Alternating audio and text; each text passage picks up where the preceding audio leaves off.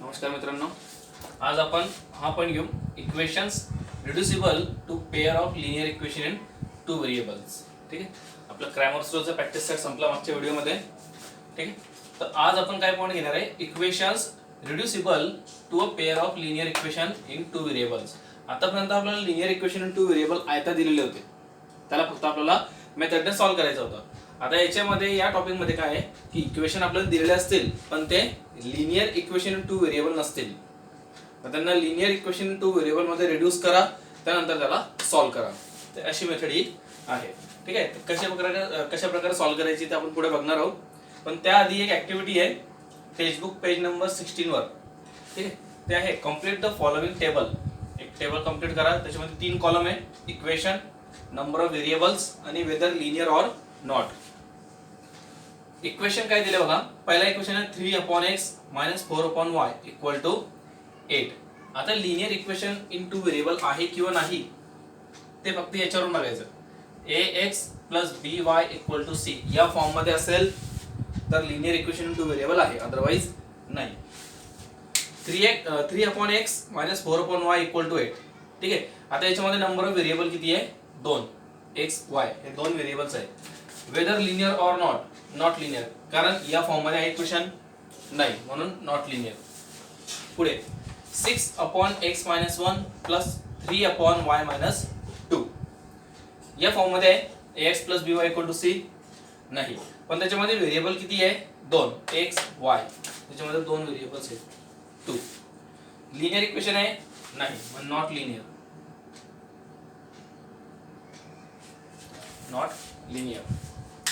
ठीक आहे, पुढं 7/2x + 1 + 13/y + 2 = 0. याच्यामध्ये किती व्हेरिएबल्स आहे, 1 2 2 व्हेरिएबल्स आहे. चेक करा या फॉर्म मध्ये आहे का, ax + by = c. आता हे फॉर्म म्हणजे काय की याच्यामध्ये x आणि y दोघांची डिग्री किती पाहिजे, 1 पाहिजे. याच्यामध्ये डिग्री 1 नाहीये, कारण हे डिनॉमिनेटरला आहे. ठीक आहे, मग व्हेरिएबल 2 आहे. ठीक आहे, नॉट लिनियर.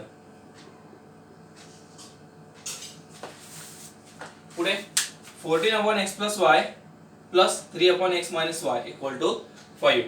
व्हेरिएबल किती आहे, 2. 2 म्हणजे किती टाइपचे व्हेरिएबल असं विचारलेलं आहे. ठीक आहे, म्हणजे याच्यामध्ये असं नाही मोजायचं 1 2 3 4 असे मोजायचे नाही. किती टाइपचे व्हेरिएबल आहे ते बघायचं. 2 टाइपचे, x आणि y. 2. ठीक आहे, पुढे या फॉर्म मध्ये आहे नाही, बरोबर, नॉट लिनियर. म्हणजे हे इक्वेशन लिनियर नाहीये, कोणतंच इक्वेशन लिनियर नाहीये. 2 व्हेरिएबल आहे मात्र लिनियर नाहीये. ठीक आहे, आता अशाच प्रकारचे इक्वेशन आपल्याला एक्झाम्पल मध्ये दिलेले असतील, त्यांना काय करायचं, रिड्यूस करायचं. कशामध्ये, linear equation in two variable. त्याच्यानंतर मग सॉल्व्ह करायचं. ठीक आहे, आता आपण हे लेट्स थिंक आणि लेट्स रिमेंबर घेऊ. आता पुढचा पॉइंट बघा, बरेच वेळा पेपर मध्ये एक क्वेश्चन येतो, जसं तुमचं इंग्लिश मध्ये पर्सनल रिस्पॉन्स म्हणून एक क्वेश्चन आहे. इंग्लिश मध्ये पर्सनल रिस्पॉन्स, PR म्हणतो त्याला आपण. ठीक, पर्सनल रिस्पॉन्स म्हणजे तुम्हाला असं काहीतरी विचारलं जातं, what do you think about India, what do you think about Maharashtra. ठीक आहे, तर असे क्वेश्चन असतात, म्हणजे आपल्याला आपले रिस्पॉन्स द्यावे लागतात. ठीक आहे, आपण आपल्या मताने क्वेश्चनचा आन्सर लिहू शकतो. तर मॅथ मध्ये सुद्धा मागच्या वर्षापासून म्हणजे 2018 पासून जेव्हापासून नवीन सिलेबस आलेला आहे तेव्हापासून त्याच्यामध्ये एक क्वेश्चन आलेला आहे. तो असतो क्वेश्चन नंबर 6, म्हणजे सर्वात शेवटचा क्वेश्चन जो 3 मार्कांना असतो. तो कोणत्याच पुस्तकामध्ये किंवा टेक्स्टबुक मध्ये नसतो. ठीक आहे, म्हणजे आपल्या सिलेबसच्या बाहेरचा क्वेश्चन असतो, पण तो क्वेश्चन कसा असतो, पर्सनल रिस्पॉन्सवर असतो. एखाद्या वेळेस बुक मधला पण विचारला जातो. ठीक आहे, पण तो क्वेश्चन कसा डिपेंड असतो, पर्सनल रिस्पॉन्सवर. म्हणजे what do you think about linear equation in two variable. ठीक आहे, तसा टाईपचा एक क्वेश्चन आहे विचारलेला आहे. जो आपण आता टेबल बघितला, ठीक आहे, त्याच्यामध्ये 2 व्हेरिएबल्स होते, सर्व नॉट लिनियर इक्वेशन होते. त्याच्यामध्ये त्याच्याबद्दल क्वेश्चन असं विचारलंय, in the above table the equations are not linear. वरच्या टेबल मध्ये सर्व इक्वेशन कसे नॉट लिनियर आहे. Can you convert the equation into linear equations. तुम्ही या इक्वेशन्सला लिनियर इक्वेशन मध्ये कन्वर्ट करू शकता का, असा प्रश्न विचारलेला आहे. ठीक आहे, तर बघा याचा आन्सर आहे यस. ठीक आहे. यस कसं त्याचं रिझन बघा. The above given simultaneous equation can be converted into pair of linear equation by making suitable substitutions. हे त्याचं उत्तर आहे. ठीक आहे. म्हणजे पेपरमध्ये जर एखाद्या वेळेस 1 मार्काने विचारला गेला तर तुम्हाला असा आन्सर द्यावा लागेल, तोंडी उत्तर, सॉरी एका वाक्यात 2 वाक्य उत्तर द्यावं लागेल. ठीक आहे. तर आपण हे वरची इक्वेशन दिलेले होते टेबलमध्ये या साईडला, तर त्यांना आपण लिनियर इक्वेशन मध्ये कन्वर्ट करू शकतो. यस. ठीक आहे. कसं करू शकतो, तर जे दिलेले सायमल्टेनियस इक्वेशन आहे त्यांना आपण पेयर ऑफ लिनियर इक्वेशन म्हणजे लिनियर इक्वेशन जोडीमध्ये आपण त्यांना कन्वर्ट कसं करू शकतो, बाय मेकिंग सुटेबल सबस्टिट्यूशन. म्हणजे याच्यामध्ये जे व्हेरिएबल दिलेले असतात ओरिजिनल इक्वेशन मध्ये त्यांच्याऐवजी दुसरे व्हेरिएबल सबस्टिट्यूट करायचे, म्हणजे त्यांच्याऐवजी दुसरे व्हेरिएबल ठेवायचे. ठीक आहे. मग त्यांना लिनियर इक्वेशन 2 व्हेरिएबल मध्ये आपण कन्वर्ट करू शकतो. तर तुम्हाला एवढंच नवीन काम करायचं आहे या टॉपिक मध्ये. ठीक आहे. आता पुढे आपण लेट्स रिमेंबरचा एक टॉपिक बघू. लेट्स रिमेंबरचा टॉपिक असा आहे बघा, तुम्हाला मी लिहायला दिलं होतं. त्याच्यामध्ये असं म्हटलंय, we can create new variables making a proper change in the given variables. ठीक. आपण नवीन व्हेरिएबल तयार करू शकतो. कशा प्रकारे, जुने जे व्हेरिएबल्स आहेत त्यांना दुसऱ्या व्हेरिएबलला सबस्टिट्यूट करून, त्यांच्यामध्ये बदल करून. Substituting the new variables in the given non linear equations we can convert them into linear equation. ठीक आहे. म्हणजे जे नॉन लिनियर इक्वेशन दिलेले होते त्या नॉन लिनियर इक्वेशन मध्ये आपण जे व्हेरिएबल्स दिलेले त्यांचे जे नवीन व्हेरिएबल सबस्टिट्यूट करून आपण काय करू शकतो, त्यांना लिनियर इक्वेशन इन 2 व्हेरिएबल मध्ये कन्वर्ट करू शकतो. Also remember that the denominator of any fraction of the form m upon n cannot be 0. आता याच्यामध्ये महत्त्वाचा पॉइंट असा की आपल्याला असं नेहमी लक्षात ठेवलं पाहिजे की m upon n हा जो फ्रॅक्शन असतो, ठीक आहे, याला फ्रॅक्शन म्हणतात किंवा रॅशनल नंबर सुद्धा म्हणतात. m upon n हा जो फ्रॅक्शन आहे त्याच्यामधला हा जो डिनॉमिनेटर आहे तो डिनॉमिनेटर कधीच 0 नको. डिनॉमिनेटर कधीच 0 नको. ठीक आहे. डिनॉमिनेटर 0 मिळाल्याने काय होतं, जर डिनॉमिनेटर 0 मिळाला त्याचा आन्सर असतो infinity. Not defined. Not defined म्हणते याला. Not defined. नॉट डिफाइंड म्हणजे आपल्याला ॲक्युरेट आन्सर किंवा प्रॉपर आन्सर मिळत नाही. इन्फिनिटीचा अर्थ असतो काही पण. ठीक आहे, काही. लक्षात. पुढचा पॉईंट घेऊ आता. त्याचे स्टेप्स बघा. आता steps for solving equation reducible to a pair of linear equation. म्हणजे हे जे इक्वेशन आपण टेबलमध्ये बघितले, ठीक आहे, त्यांना लिनियर इक्वेशन मध्ये कन्वर्ट करून ते सॉल्व कसे करायचे त्यांचे स्टेप्स आहे. 4 स्टेप्स आहे. महत्त्वपूर्ण आहे म्हणजे महत्त्वाचे आहे आणि लक्ष द्या. सिंपल आहे, जास्त काही गणित नाही आहे. जेव्हा आपण एक्झाम्पल सॉल्व करू, ठीक आहे, तेव्हा ते तुम्हाला एकदम क्लिअर होऊन जातील. पण आता बघा समजून घ्या. पहिली स्टेप आहे select the suitable variables other than those which are in the given in the equation. Which are given in the equations. ते गिवन पाहिजे. ठीक आहे, असू द्या. आता पहिली स्टेप काय आहे की जे इक्वेशन मध्ये जे व्हेरिएबल्स दिलेले आहेत, इक्वेशन मध्ये ओरिजिनल इक्वेशन मध्ये जे व्हेरिएबल्स दिलेले आहेत, ठीक आहे, त्यांच्या व्यतिरिक्त दुसरे व्हेरिएबल सिलेक्ट करायचे. कोणते? समजा आता एक्स वाय ओरिजिनल इक्वेशन मध्ये दिलेलं आहे, ठीक आहे, मग त्यांना सोडून दुसरे तुम्ही कोणतेही 2 व्हेरिएबल सिलेक्ट करा. mn करा, pq करा, ab करा, ठीक आहे, काही करू शकता तुम्ही. सिलेक्ट करा फक्त. Step 2 replace the given variables with the new variables such that the given equation becomes linear equation in 2 variable. ठीक आहे. आता याच्यामध्ये काय करायचं, तुम्ही जे पहिल्या स्टेप मध्ये जे व्हेरिएबल्स सिलेक्ट केलेले, ठीक आहे, ते व्हेरिएबलने जुने व्हेरिएबल काय करा, रिप्लेस करा. ठीक आहे. म्हणजे जुने व्हेरिएबलच्या दिलेल्या व्हेरिएबलच्या ठिकाणी नवीन व्हेरिएबल अशा प्रकारे ठेवा की जो नवीन इक्वेशन बनतायत ते कसे पाहिजे, लिनियर इक्वेशन इन 2 व्हेरिएबल आपल्याला मिळायला पाहिजे. ठीक आहे. म्हणजे जुने व्हेरिएबल्स यांना सबस्टिट्यूट करायचा नवीन व्हेरिएबल्स नाही. ठीक आहे. अशा प्रकारे करायचं की नवीन व्हेरिएबल आपल्याला म्हणजे नवीन इक्वेशन आपल्याला लिनियर इक्वेशन मिळालं पाहिजे in 2 variables. Step 3 solve the new simultaneous equation and find the value of new variables. आता स्टेप 2 मध्ये आपण जे सबस्टिट्यूशन केले, ठीक आहे, जुने व्हेरिएबलला सबस्टिट्यूट करून नवीन व्हेरिएबल टाकलं त्याच्यामध्ये, ठीक आहे. तर स्टेप 3 मध्ये काय करायचं, ते जे नवीन इक्वेशन आपल्याला मिळतील त्यांना सॉल्व्ह करायचं. त्यांना कोणत्या मेथडने सॉल्व्ह करायचं, इलिमिनेशन मेथडने सॉल्व्ह करायचं, ठीक आहे. याला गोष्ट लक्षात ठेवा फक्त, जे नवीन इक्वेशन आपल्याला मिळतात सायमल्टेनियस इक्वेशन त्यांना इलिमिनेशन मेथडने सॉल्व्ह करायचं, कारण की ती सोपी मेथड आहे जरा, ठीक आहे. स्टेप 4 ते सॉल्व्ह केल्यानंतर नवीन व्हेरिएबलचे व्हॅल्यूज काढायचे, नवीन व्हेरिएबलचे व्हॅल्यूज काढायचे. आणि 4th स्टेप आहे महत्वाची, by resubstituting the values of the new variables find the replaced variables which is to be determined. आता तुम्ही तिसऱ्या स्टेप मध्ये काय केलं, नवीन व्हेरिएबलची व्हॅल्यू काढली, ठीक आहे. आता ते आपलं फायनल आन्सर नसतं. फायनल आन्सर कोणतं मिळते, जेव्हा आपल्याला ओरिजिनल जे व्हेरिएबल्स दिलेले होते, ठीक आहे, त्यांची व्हॅल्यू काढणे हे फायनल सोल्युशन आहे. मग ते कसं काढणार, तुम्ही नवीन व्हेरिएबल्सचे व्हॅल्यूज काढले, त्यांना मग त्यांची ओरिजिनल व्हॅल्यू देऊन टाकायचे, ठीक आहे. ओरिजिनल व्हॅल्यूज त्यांना देऊन टाकायचे, म्हणजे जे रिप्लेस आपण व्हेरिएबल केले होते, जुने व्हेरिएबल्स जे इक्वेशन मध्ये दिलेले होते, ठीक आहे, त्यांची व्हॅल्यू तुम्ही काढा, ठीक आहे. ते आपलं फायनल आन्सर असेल.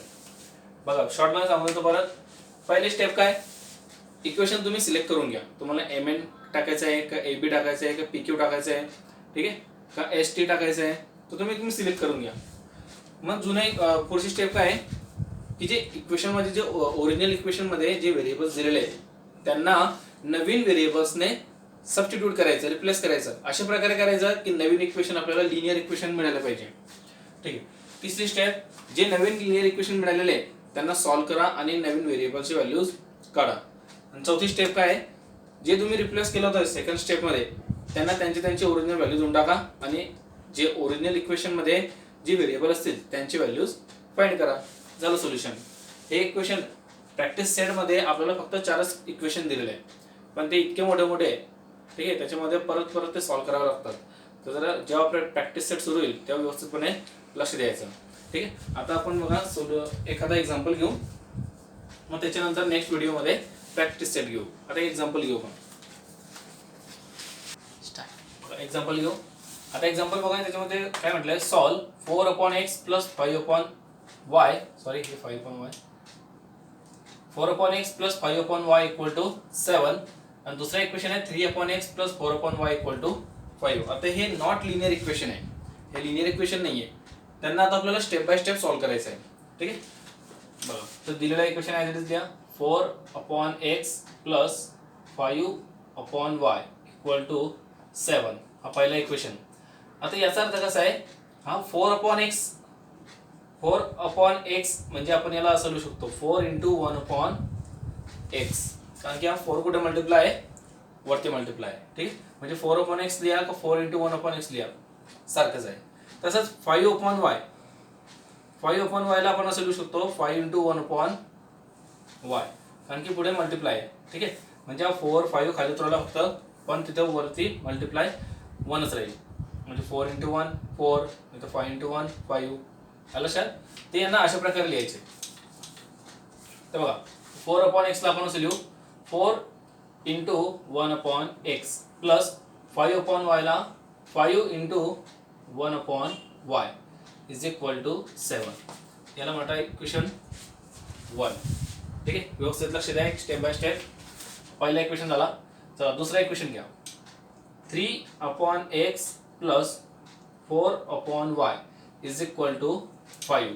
याला पण सेम तसंच लिहा, 3/x म्हणजे 3 × 1/x + 4/y म्हणजे 4 × 1/y = 5.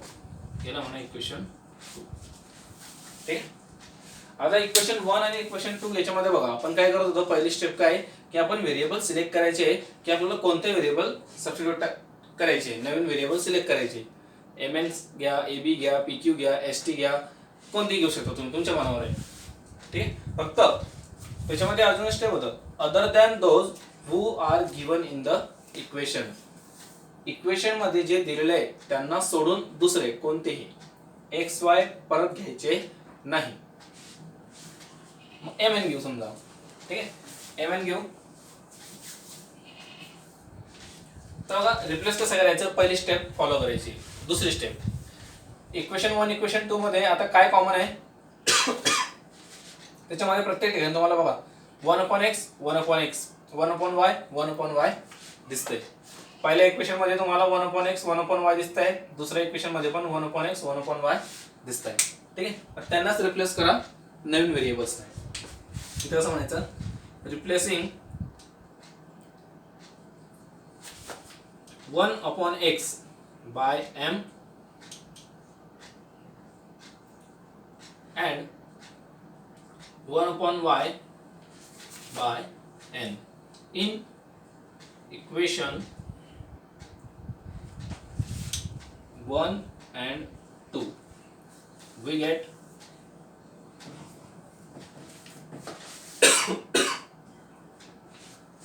replacing 1 upon x by m and 1 upon y by n. 1 upon x ला आपण m ने रिप्लेस करू, म्हणजे 1 अपॉन एक्स जे दिसतंय त्याच्या ठिकाणी आपण m ठेवू. ठीक आहे, आणि 1 अपॉन y ला रिप्लेस करू n ने, म्हणजे जिथं 1 अपॉन y दिसतोय त्याच्या ठिकाणी आपण काय ठेवू, n ठेवू. इक्वेशन 1 आणि 2 मध्ये. ठीक आहे, मग नवीन इक्वेशन कशी मिळतील बघा.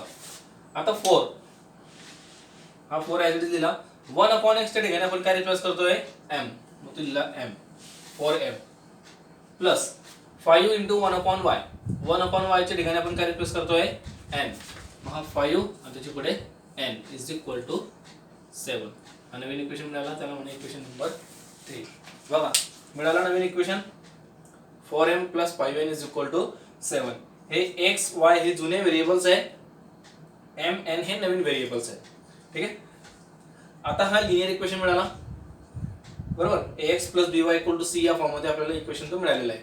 लक्षात, म्हणजे नवीन इक्वेशन आपल्याला लिनियर मिळालं पाहिजे, अशा प्रकारे हे सबस्टिट्यूशन करायचं.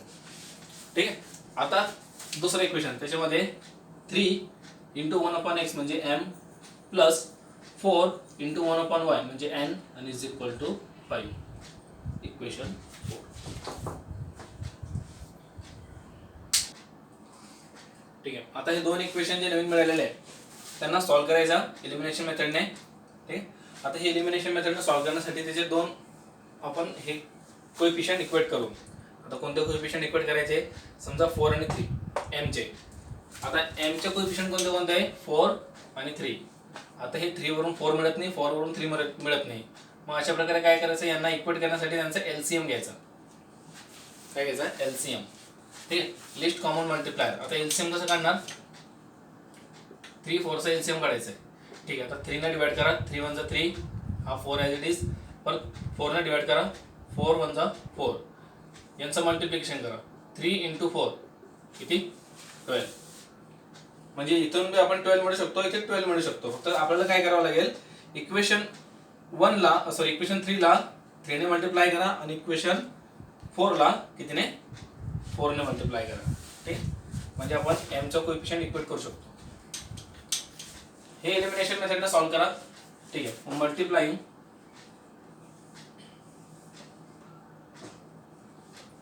Equation 3 by 4 and equation 4 by 3.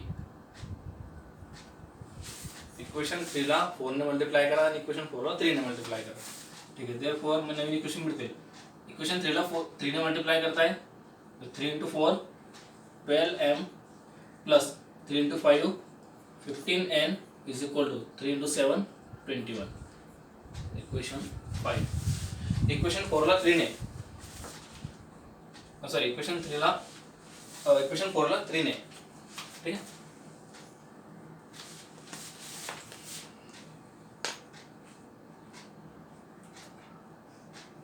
उलट झालं sir.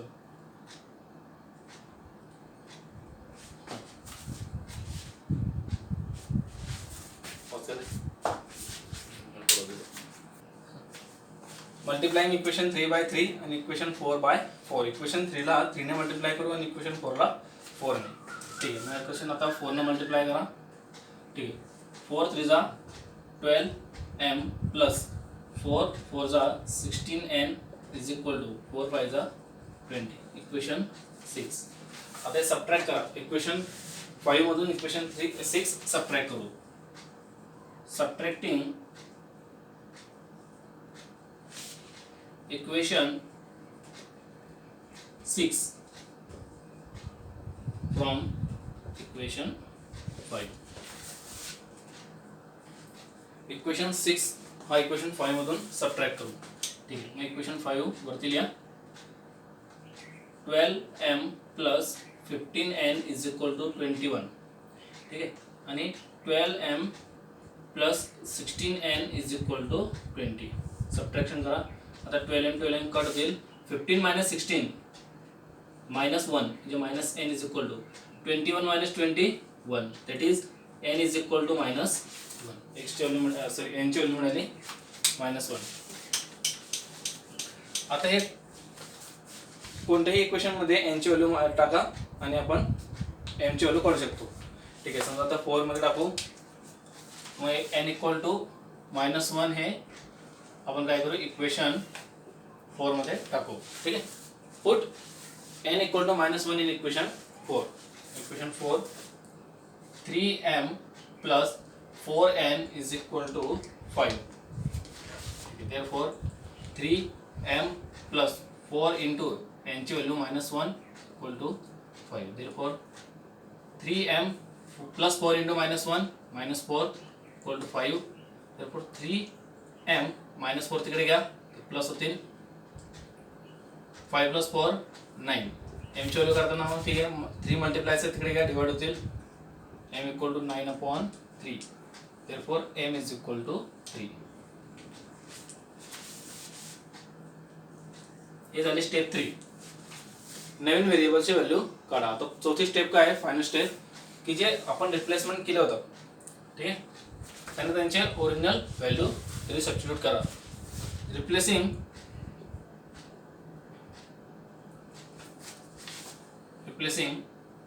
m n by their original values.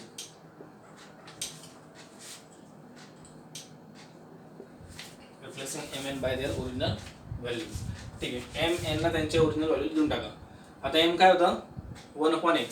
ठीक आहे, therefore m ची value 3 is equal to 1/x and n काय होतं 1/y आणि n ची व्हॅल्यू किती मिळाली -1. -1 is equal to 1/y.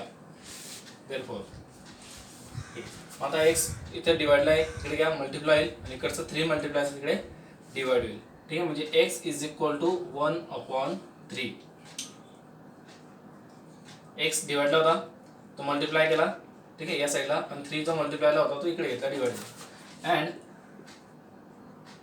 y is equal to y इकडे घेतला तो मल्टिप्लाय होईल, -1 इकडे घेतला डिवाइड होईल. याची साइन चेंज होणार, मल्टिप्लायचं डिवाइड होईल फक्त. तो 1/-1 -1. ठीक आहे, मग x ची व्हॅल्यू 1/3, y ची value -1. therefore x y is equal to 1/3 -1 is the solution. ठीक आहे, हे सोल्युशन आहे. अशा प्रकारे हे इक्वेशन सॉल्व्ह करायचे. ठीक आहे, पुढच्या व्हिडिओमध्ये आपण प्रॅक्टिस करू.